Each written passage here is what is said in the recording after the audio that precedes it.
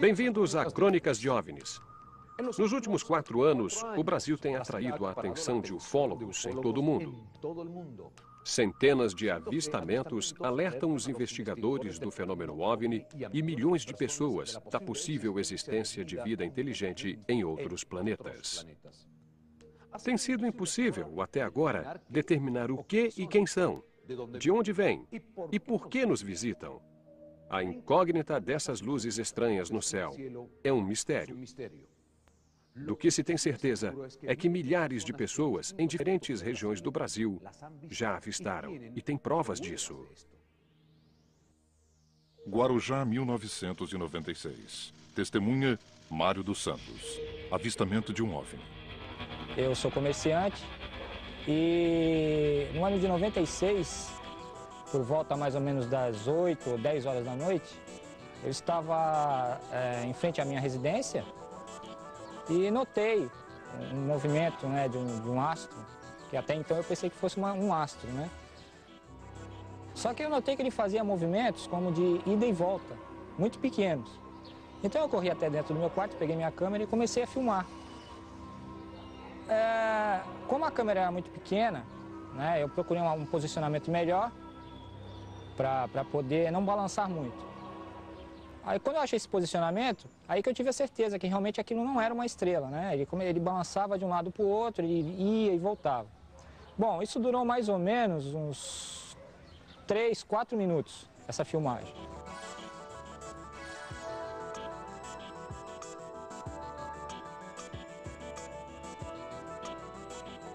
De repente ele sumiu por trás da parede do edifício que eu estava filmando. E coisa de 1 minuto a 2 minutos depois, um helicóptero da base aérea de Santos, né, sobrevoou por cima da minha residência em direção ao local onde estava o objeto, né? Até então o objeto já havia sumido. Aqui o litoral paulista é uma das regiões no Brasil onde mais aparecem esses objetos.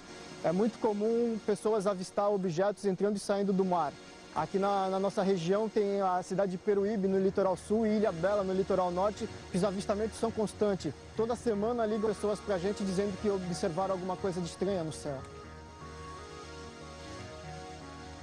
Nesse momento eu pedi até com minha esposa que telefonasse para a casa do Edson Boaventura Júnior, que é o presidente do Grupo Ufológico do Guarujá, e informasse a ele o que eu estava vendo no momento. E o mais interessante de tudo é que exatamente neste momento estava na casa do Edson Boaventura Júnior, presidente do Grupo Ufológico do Guarujá, o capitão Paraná, que era capitão da base aérea, e o qual não tinha conhecimento nenhum com o Grupo Ufológico do Guarujá. Justamente nesse dia ele estava visitando, fazendo uma visita para o Edson, né? E pedindo ao Edson que mostrasse alguns materiais, né, do grupo, fotografias, filmagens.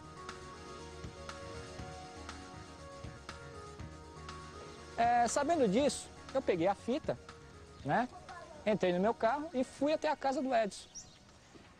Aí chegando lá, o Edson me apresentou, o Capitão Paraná, e colocou a fita no videocassete para que todos ali vissem a respeito do que era. E o capitão informou o seguinte, que aquilo aí não era mais nada menos que um outro helicóptero, tá, que estava também naquela mesma área fazendo um sobrevoo.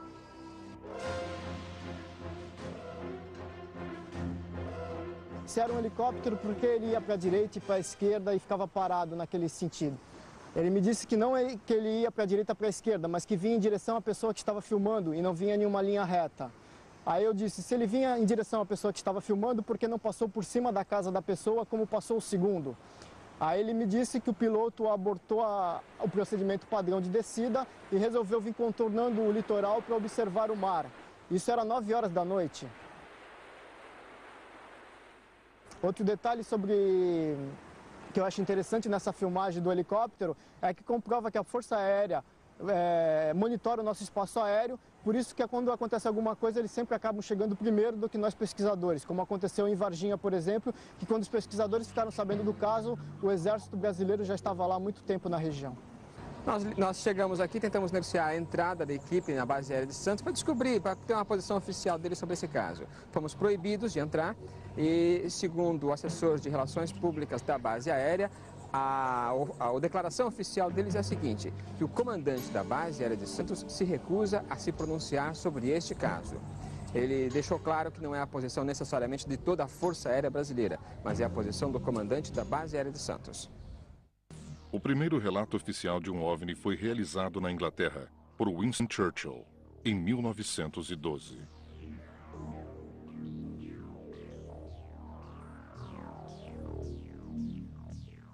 No próximo bloco, conheceremos uma família de São Paulo que filmou, da varanda de sua casa, a trajetória aérea de um OVNI que sobrevoava seu bairro. Eu já estava quase, acreditando naquilo que eu estava vendo, né? Que meu irmão ligou e aí nós contamos para ele o que estava acontecendo e ele falou, olha, pega a câmera e vai filmar, né? Porque realmente não pode perder essa oportunidade, né? Ao mesmo tempo que eu sentia medo, eu sentia... sei lá, alegre. Crônicas de OVNIs. Estamos apresentando Infinito OVNI.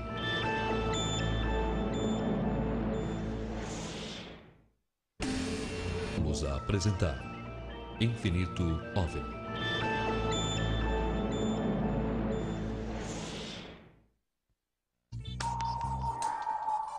Crônicas de OVNIs. O que você faria se visse uma luz estranha no céu, diferente de tudo o que você já tenha visto antes? Chamaria alguém? Pegaria uma máquina fotográfica ou uma filmadora? Ficaria petrificado ou simplesmente não daria muita importância? Bom, na história a seguir, 2 jovens que moram no bairro de Capão Redondo, em São Paulo, conseguiram gravar uma dessas luzes estranhas durante 4 minutos e meio, em 2 de janeiro de 1998. São Paulo, 1998. Testemunha Família Oliveira. Avistamento de um OVNI durante 30 minutos.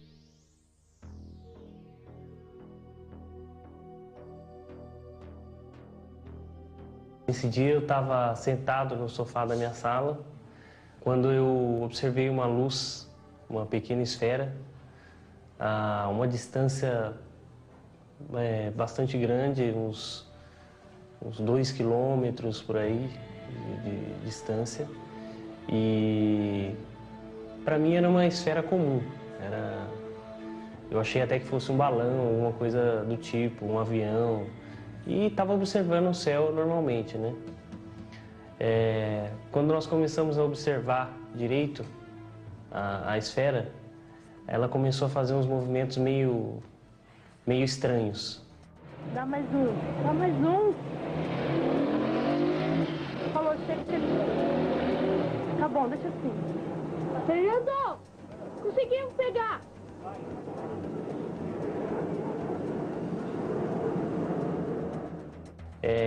Eu observei isso aí mais ou menos de 15 a 20 minutos, né? E foi quando eu já estava quase, acreditando naquilo que eu estava vendo, né?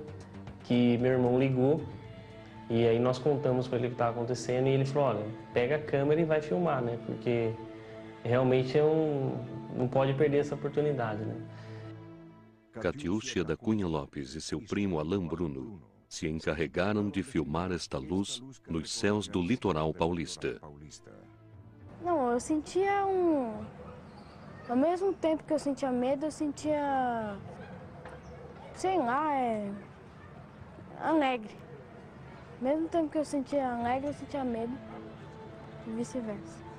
Eu acho assim, foi uma das coisas mais importantes para mim que fez eu pensar a respeito. Antes eu não acreditava, sempre eu via relatos assim, eu não acreditava.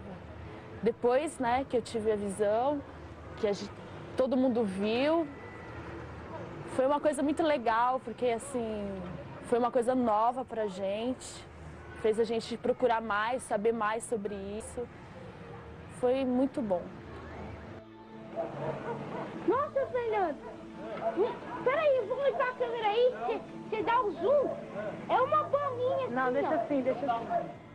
E ela filmou 2 minutos, filmou os primeiros 2 minutos. E eu filmei os 2 minutos últimos. Foi 4 minutos e meio de filmagem. Mas antes ele já estava aqui. Na hora eu fiquei assim, falei, meu Deus, como que pode acontecer uma coisa dessa? E aí ela sumiu, né? Depois de alguns minutos, desapareceu. Agora ele está parado. Tá mexendo agora? E depois, olhando a fita, foi que nós tivemos mais certeza de que realmente era um UFO, uma... Eu não acredito, meu Deus. Deixa o telefone, gente.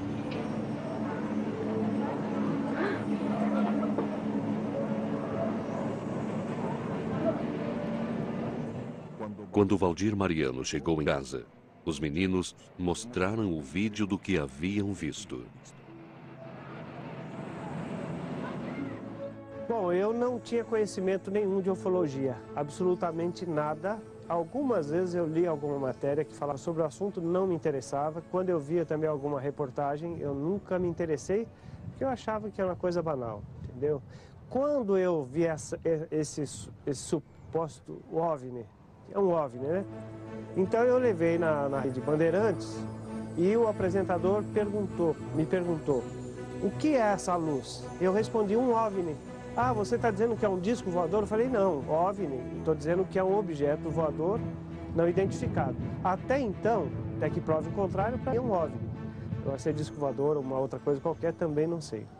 Depois que nós tomamos conhecimento da filmagem de Capão Redondo, nós fomos atrás da pessoa que fez a filmagem, conseguimos uma cópia e, no primeiro instante, nós imaginamos que poderia ser alguém empinando uma pipa e teria pego essas lanternas que é feito com papel de seda para colocar em balões juninos. Imagino que seria isso, uma vela dentro acesa, amarrada na linha.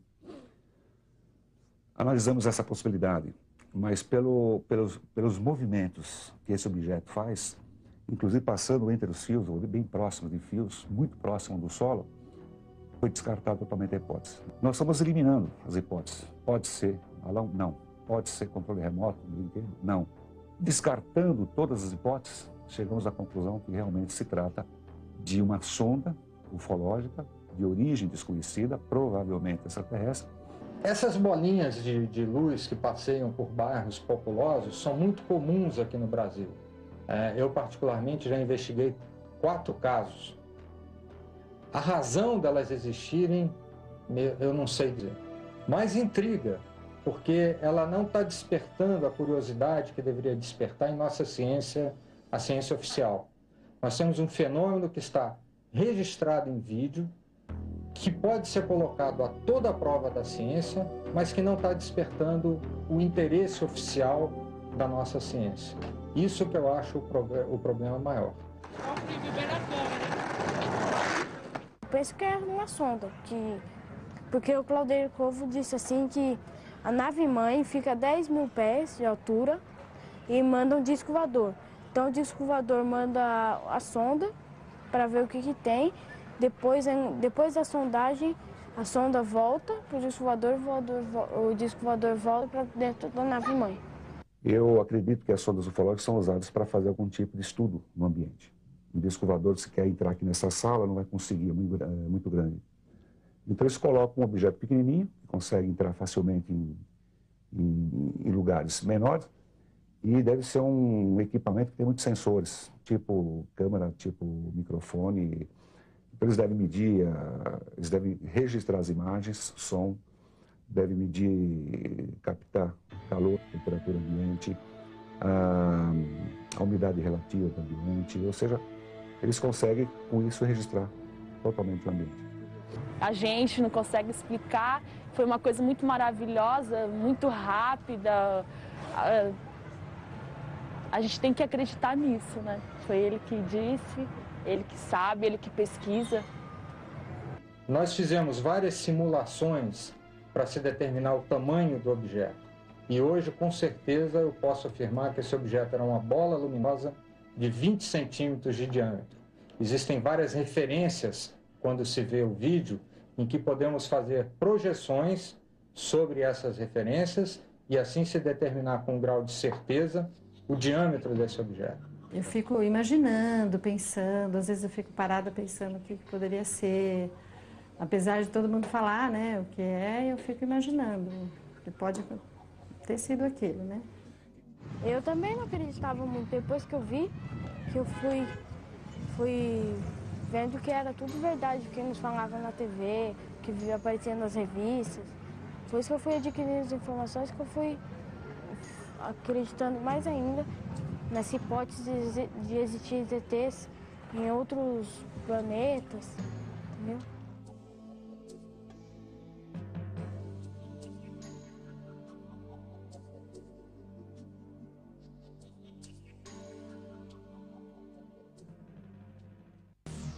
Vários OVNIs foram fotografados durante as missões espaciais da NASA nos anos 60. A filmagem da sonda em Capão Redondo representa uma das provas mais importantes da ufologia brasileira, já que nunca antes se havia filmado um OVNI durante tanto tempo. Em nosso próximo bloco, conheceremos de perto um caso com o polêmico chupa-cabras. Todas as patas estavam mortas, com perfurações no lado esquerdo, na região do coração. Veio muita gente aqui, veio e tal, foi o chupacabra, mas eu não sabia o que era, né? Eu sei que estava tudo morto aí. Apenas retiraram as penas do seu pescoço e abandonaram, como se uma coisa inteligente quisesse somente, talvez, o hormônio feminino. Crônicas de OVNIs. Estamos apresentando Infinito OVNI.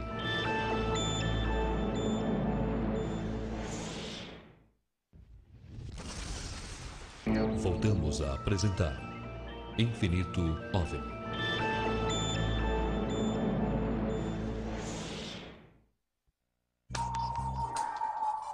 Crônicas de OVNIs. A febre do chupa-cabras ocupa as páginas de revistas e jornais desde 1995.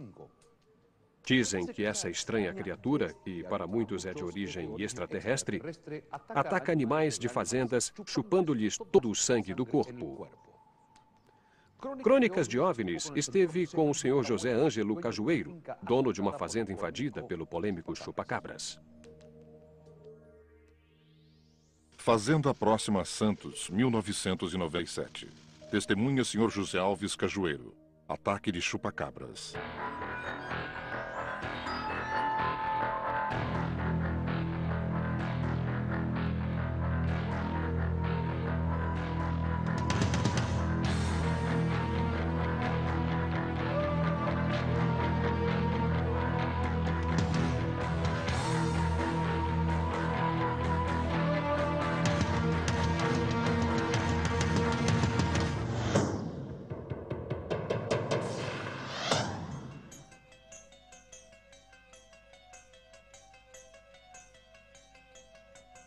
Conta pra gente aí como estavam os animais naquele dia. Naquele dia. De manhã cedo, todo dia eu vinha dar comida para eles. Quando eu cheguei aqui na porta do galinheiro, que eu abri, eles estavam todos aqui de barriga para cima, né? Então eu vim, dei comida para as outras galinhas e vim para tanger eles para comer. Quando cheguei aqui, estava tudo morto, de papo para cima com um buraco no peito, né? Então eram 11. Era 8 aqui atrás e 2 aqui nesse lugar, né? Tinha 3 que não tinha defeito nenhum, estava do mesmo jeito que elas eram, né? Sim. Aí veio muita gente aqui, veio e tal, foi o chupa-cabra, mas eu não sabia o que era, né? Eu sei que estava tudo morto aí. Na madrugada de 25 de julho de 1997, uma estranha criatura atacou 11 patos na fazenda do senhor José Alves Cajueiro. Os animais não tinham marcas de agressão, não havia uma gota de sangue no local e apresentavam uma pequena perfuração perto do pescoço.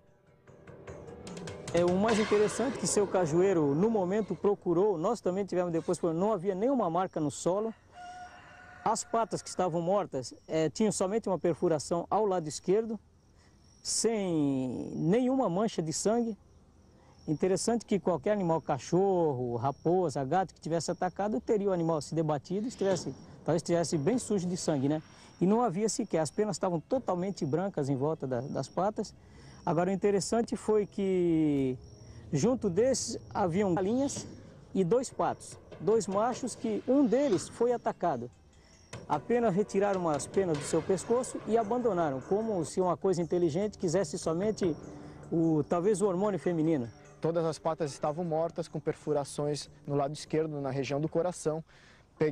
Como já fazia tempo que elas estavam expostas, as próprias galinhas já estavam comendo a ferida. Peguei as 3 patas que estavam mais intactas, levei para uma veterinária conhecida minha, chamada Inês Matsumoto, que fez a autópsia e constatou, nas 3 patas que ela abriu, que elas haviam morrido com hemorragia interna. Todas elas estavam com o pulmão estourado. E, segundo ela, o que causaria isso seria uma dor muito forte, um estresse muito grande a qual o animal havia passado. E eu recebi, acho que em menos de deixa eu ver, morreu na noite anterior, acho que em menos de 8 horas eu recebi esse material. E estava como tivesse morrido naquela hora. Todos os animais praticamente límpidos, sem espirros, sem respingos de sangue. Somente a lesão, né? A lesão e com o mínimo ou quase nada de sangue ao redor dessa lesão. As lesões parecem ser de animais, mas aqui animais não dá para saber. Um cão eu sei que não foi. Eu estou mais acostumada a lidar com lacerações, mordidas de cães. Um cão eu te digo que não foi. Na minha profissão, geralmente um predador não faria esse tipo igual de lesão. Seria lesões mais dilacerantes, porque um predador mataria para se defender ou para se alimentar desse animal.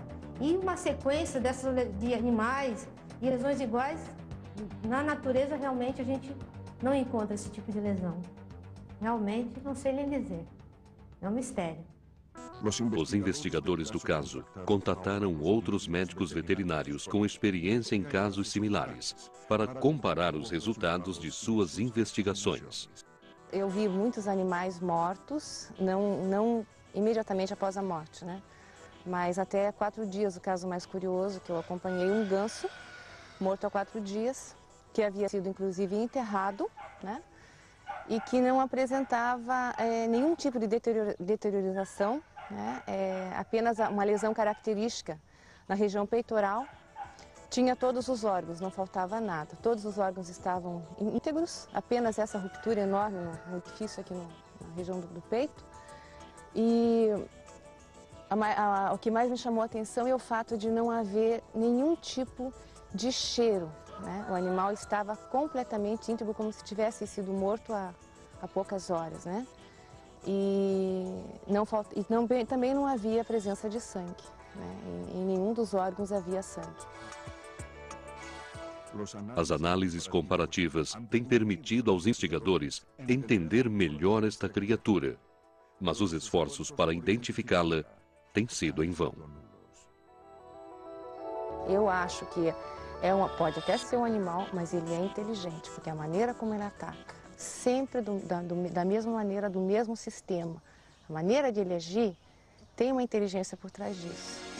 Eu tenho para mim que desse mundo não é, porque do jeito que era a cerca aí, cerca com 3 metros de altura a rede, não rasgou, não quebrou nenhum morão, não tinha arrasto.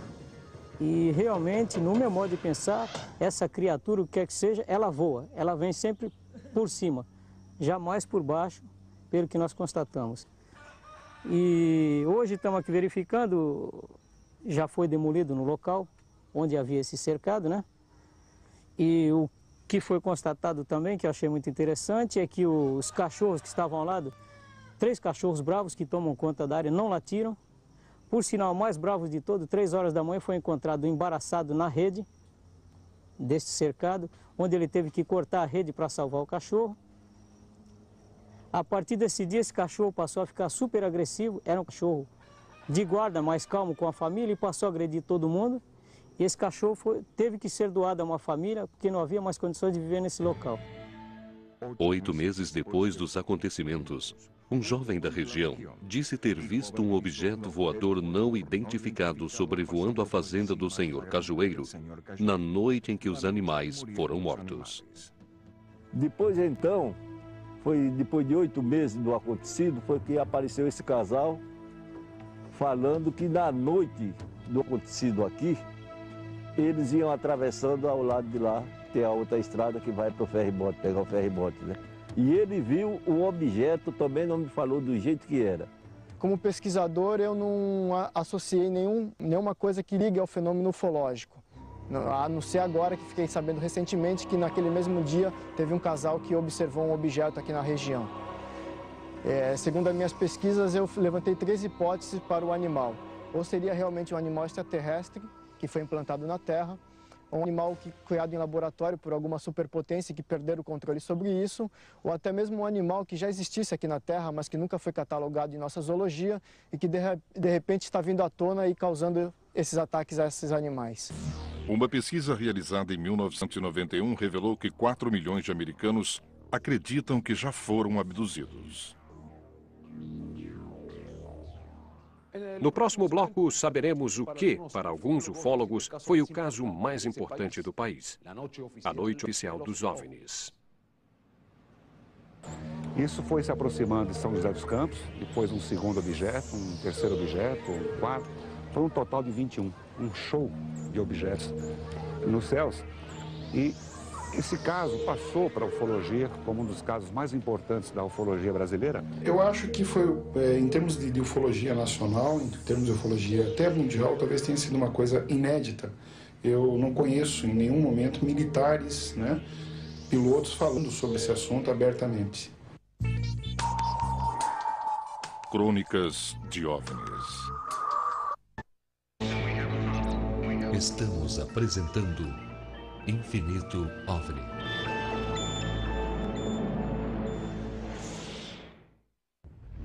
Voltamos a apresentar Infinito OVNI.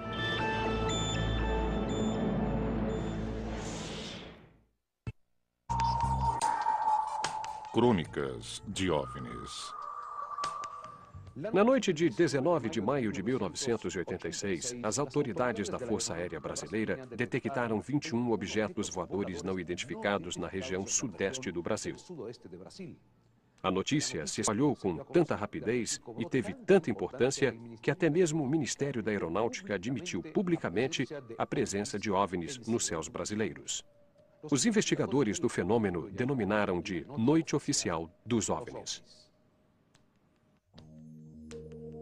Sudeste do Brasil, 20 de maio de 1986. Testemunhas pilotos da Força Aérea. Avistamento de 21 OVNIs.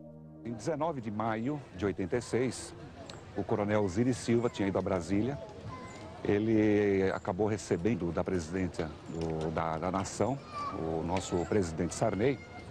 Ele deixou a Embraer e assumiu a Petrobras. Quando ele vinha retornando para São Paulo junto com o comandante Alcir, de repente ele foi alertado pelo rádio do avião de que tinha objetos estranhos no céu. E ele pediu orientação em que direção que estava, foi com o avião naquela direção e passou a perseguir um desses objetos. Isso foi se aproximando de São José dos Campos, depois um segundo objeto, um terceiro objeto, um quarto, foi um total de 21, um show de objetos.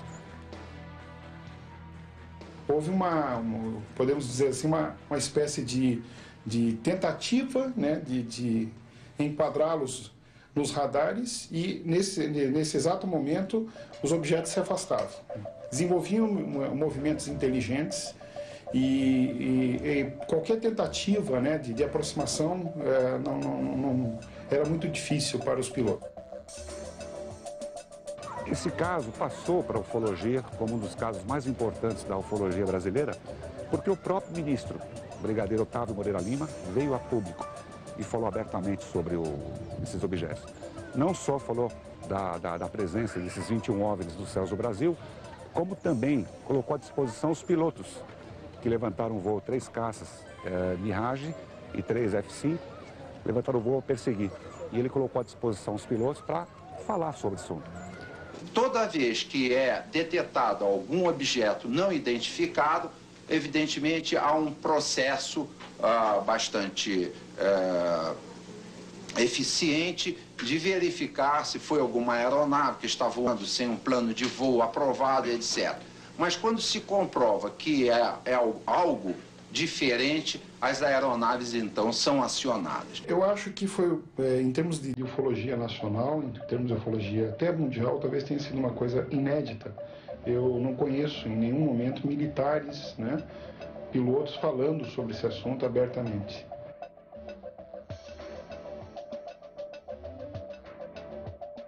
Um caso que teve não só uma repercussão nacional, mas também isso foi de conhecimento do mundo inteiro. Vários órgãos da imprensa e outros países também deram destaque, porque foi um fato importantíssimo que ocorreu dentro da casuística brasileira. Os cientistas tentaram explicar o fenômeno UFO como sendo um balão, como sendo nuvem, como sendo um reflexo e outras coisas que não faziam sentido. Então, acho que a aeronáutica voltou atrás, refletiu sobre a não aceitação do fenômeno UFO por parte dos nossos cientistas e resolveu não falar mais sobre o assunto. Em 1991, nós estávamos acompanhando um programa de televisão em rede nacional e, na oportunidade, o ministro da Aeronáutica, Sócrates Monteiro, já era de outro governo, ele estava abordando assuntos relacionados à aeronáutica e o apresentador de televisão, ele perguntou sobre os discos voadores, né? O ministro respondeu que em 30 anos de aeronáutica que ele tinha, jamais havia ocorrido um único incidente envolvendo objetos voadores não identificados. E naquele momento eu fiquei um tanto revoltado, porque há seis anos antes nós tínhamos a informação do ministro, dos pilotos, de que perseguiram objetos voadores não identificados. E nesse período também foram registrados casos de abduções. Nessa época, um dos grandes pesquisadores brasileiros acompanhou de perto essa questão da abdução e pesquisou e constatou realmente um caso autêntico de abdução nesse mesmo período. Eu e minha prima Débora, nós fomos numa discoteca, né, num dia de sábado, no dia 14 de junho de 86. E ao chegarmos lá na discoteca, nós íamos nos encontrar com um amigo. Só que esse amigo, ele não tinha ido naquele dia, então nós tivemos que sair mais cedo da discoteca. Então, quando foi mais ou menos em torno das 11h30 da noite, nós resolvemos voltar para casa, né? E nessa noite, eu ia dormir na casa da minha prima, porque ficava mais próxima da discoteca. Então, nós saímos da discoteca, fomos pegar um ônibus. Nós ficamos no ponto do ônibus até mais ou menos uns 20 minutos esperando. E quando nós pegamos o ônibus, nós sentamos no banco de trás e nós fomos conversando, né? Aí chegou um determinado momento que a minha prima, ela falou assim pra mim: Beth, olha que estranha aquela luzinha, até parece que tá seguindo o ônibus, porque nós olhando assim pela janela do ônibus, a gente via aquela luzinha acompanhando, né, o trajeto do ônibus. Até eu falei assim, olhei assim para ela e falei assim: ah, Débora, deve ser um avião, um balão, qualquer coisa, é impressão, né? Depois que desceram na rua Cânhamo do Canadá, elas caminharam a pé e a luz de repente se afastou e sumiu, desapareceu. Aí até deu assim, até um alívio, né? Nós pensamos assim, ainda bem que isso aí foi embora, sumiu. Só que, ao chegar lá na rua da casa da minha tia, que era uma rua sem saída, no fundo, assim, tinha um campo de futebol, assim, enorme, né? Aí, quando nós chegamos lá, nós nos deparamos com um objeto parado, imóvel. Ele estava, assim, mais ou menos a uns 5 metros de altura, assim. Aí passou-se alguns anos, né? A minha prima, ela foi morar na Inglaterra e eu continuei morando aqui em São Paulo. Só que ela, lá na Inglaterra, ela começou a ter lembranças, imagens de seres, e eu também comecei a ter lembranças, né, de seres. Aí nós resolvemos procurar um ufólogo, né? Aí foi quando nós fizemos a regressão de memória. Aí a gente conseguiu lembrar o que aconteceu quando a gente viu aquela luz parada lá no campo de futebol. E essa luz, ela... quando nós fizemos a regressão, nós conseguimos nos lembrar o que tinha acontecido. E o que aconteceu foi o seguinte: quando nós nos deparamos com essa luz no campo de futebol, do objeto estava descendo da parte central embaixo uma luz, e para frente tinha um ser no chão e outro mais perto desse cone de luz. E quando nós vimos aquilo, nós nos sentimos assim impulsionadas a ir em direção daquele objeto, daqueles seres. E nós fomos caminhando, mesmo contra a nossa vontade. Era como se algo assim nos chamasse. E aí nós entramos nesse cone de luz, né? E a gente subiu assim, flutuando no ar. E quando nós entramos dentro do objeto, tinha mais outros seres lá dentro. Dois pegaram e conduziram a minha prima para uma outra sala e outros dois me conduziram para outra sala. E nessa sala, eles me deitaram numa espécie de cama, né? Uma cama assim baixinha, sem nenhum outro assim apetrechos, né? E eu queria sair dali, eu queria me movimentar, sair dali, mas eu não conseguia sair dali. Eu estava me sentindo assim apavorada de estar naquele local, né? Aí esse que estava do meu lado, ele se aproximou com eu vou dizer assim, com uma espécie assim de fio que tinha tipo um ganchinho na ponta com uma esfera pequenininha assim, tipo o tamanho da cabeça de um alfinete.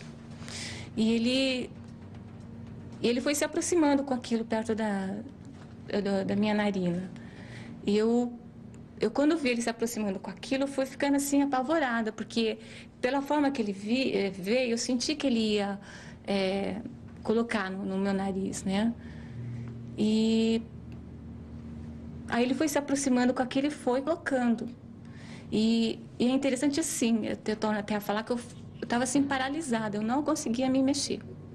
Aí eles foram colocando aquilo no meu nariz e tinha essa telinha que ficava mais ou menos numa posição meio de frente de mim, e eu fui vendo aquela, assim, tipo, parecia o contorno assim, da minha cabeça e o percurso que aquilo estava fazendo, aquele fio, né?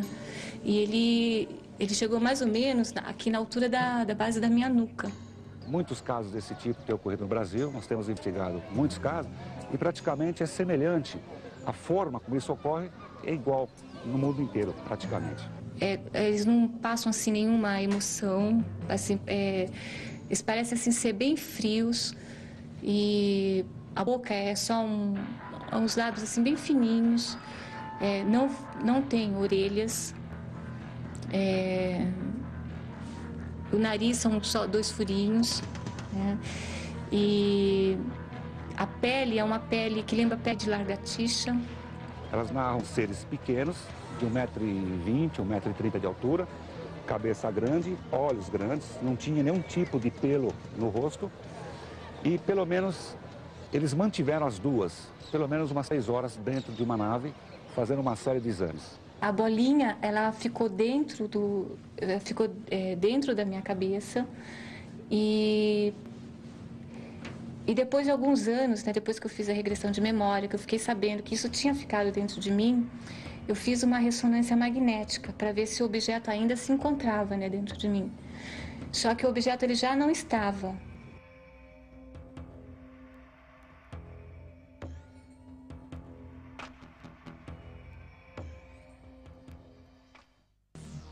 Em 1961 foi investigado pela primeira vez um caso de abdução com hipnose. O casal Betty e Barney Hill, nos Estados Unidos. Por hoje é só. Esperamos por você em breve com novas histórias. Até a próxima.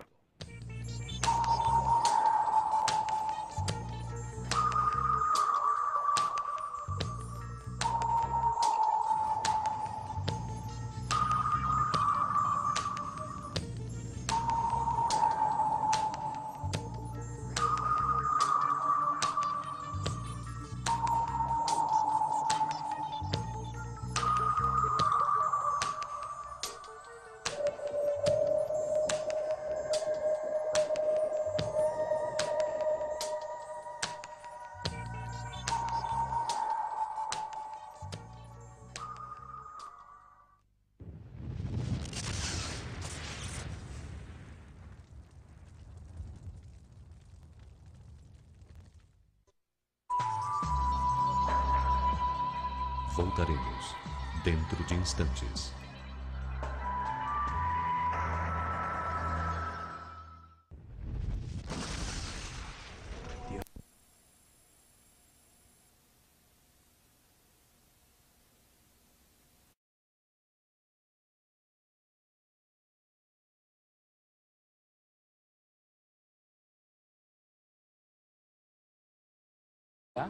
Que estava também naquela mesma área fazendo um sobrevoo.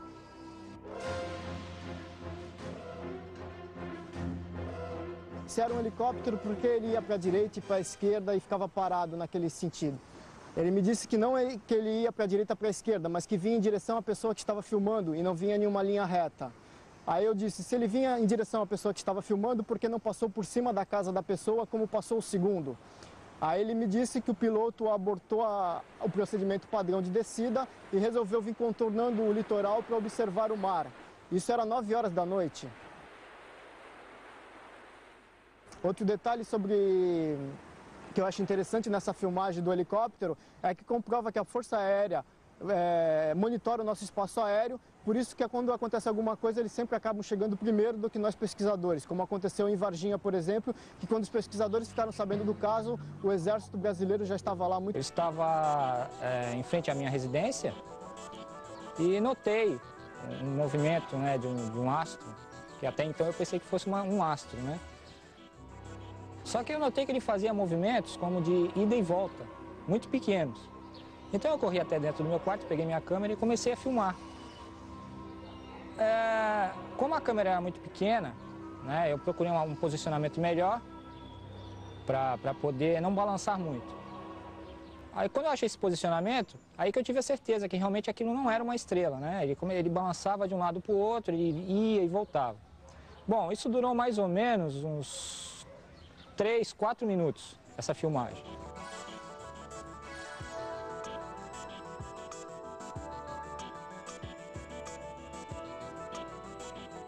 De repente ele sumiu por trás da parede do edifício que eu estava filmando.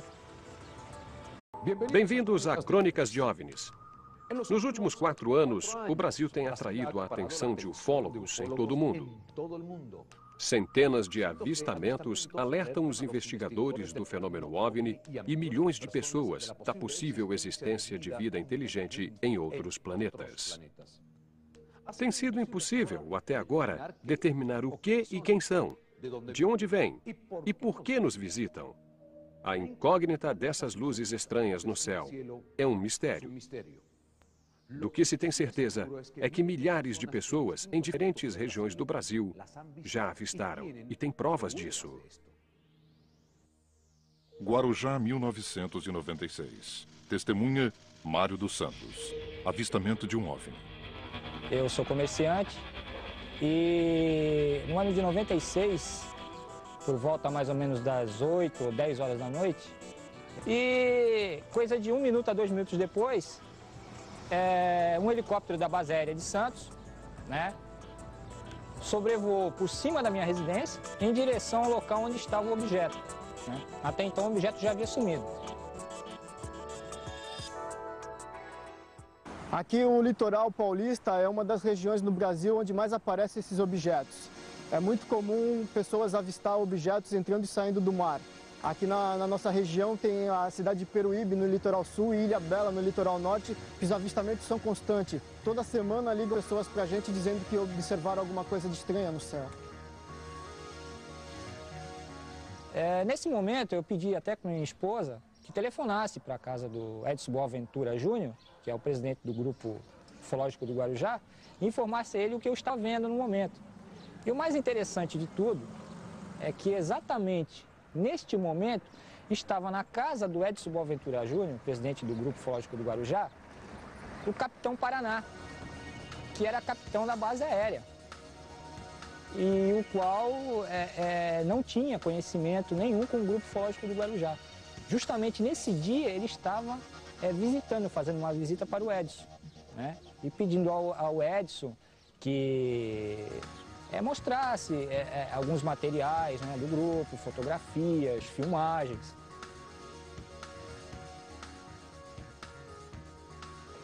Sabendo disso, eu peguei a fita, né?